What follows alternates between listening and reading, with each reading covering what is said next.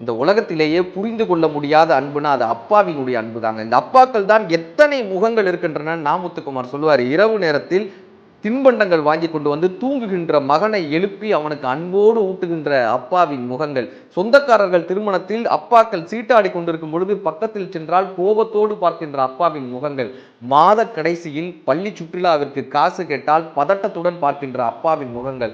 அழுகின்ற அம்மாவின் முகங்களைப் போல் அத்தனை எளிதாய் கிடைத்து விடுவதில்லை அழுகின்ற அப்பாவின் முகங்கள்.